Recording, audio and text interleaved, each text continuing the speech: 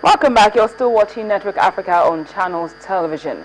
Now, two heads are certainly better than one, especially when it comes to a matter as sensitive as dealing with terrorists. Nigeria, significant victory against the Boko Haram sect is proof of what collaborative effort can do, with what we saw with the help from Chad, Cameroon and Niger.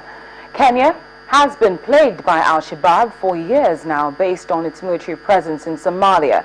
The latest attack from the group, which happened about a month ago, led to the deaths of 148 people in the Kenya Garissa University.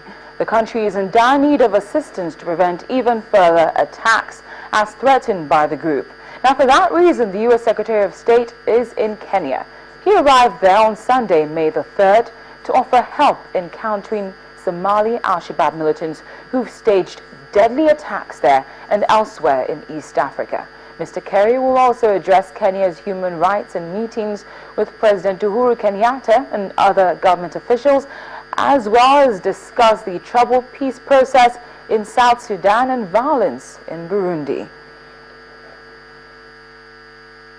Joining us now via Skype is the Voice of America's Gabe Joslo. He will be speaking to us from Nairobi.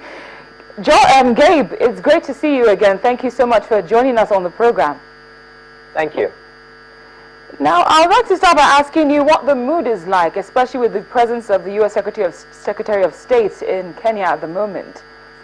Well, the first thing you notice on the streets is just the increased security. Of course, when the Secretary... Orphanage, where he took the opportunity to take a photo of himself with a baby elephant. Here we go. Called an Elfie, somebody said. There we go. Okay.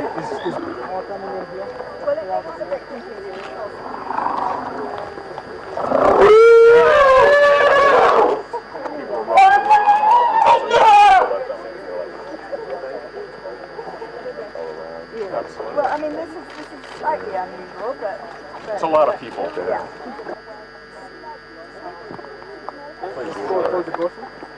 Absolutely. This is an elephant court. On that note, we go on our second break on the program. When we come back, we're looking at biofuel sanitation, also in Kenya, Nairobi. Details in a moment. Please stay with us. Welcome back. You're still watching Network Africa on Channels Television. We're now looking at environmental issues.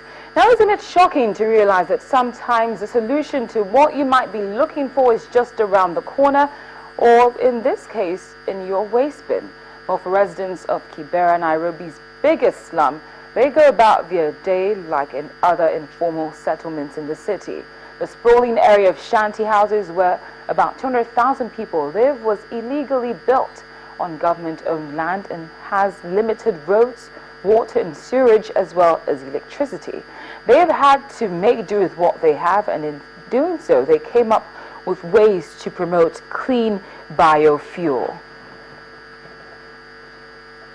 Now, based on what we understand, biofuel sanitation is practiced mostly in the East African part of Africa, not much as regards West Africa. But just in case we might be wrong about that, I had a chat with Mr. Reuben Ossai, who is the former president of Wamasin, and he joins us now live by telephone. Mr. Ossai, thank you so much for joining us on the program. Thank you.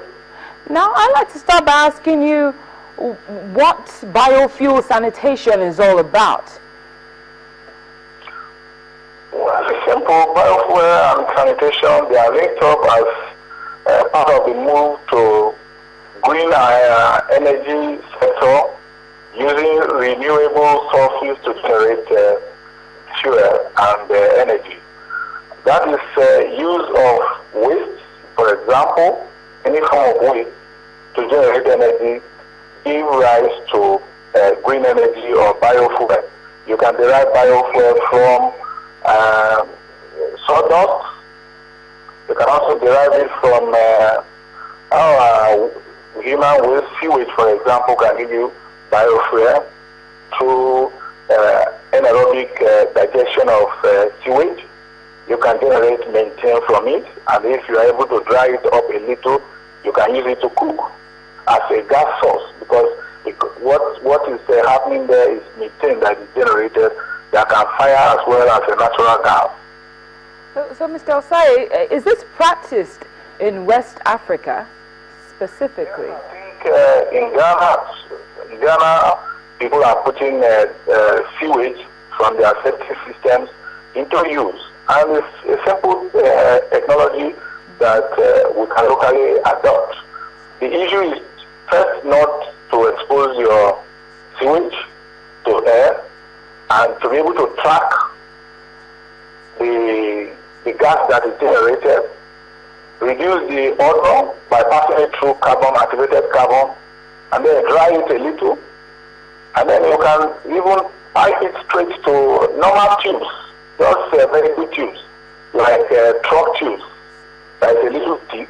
You can pass it there and from there connect it to your kitchen.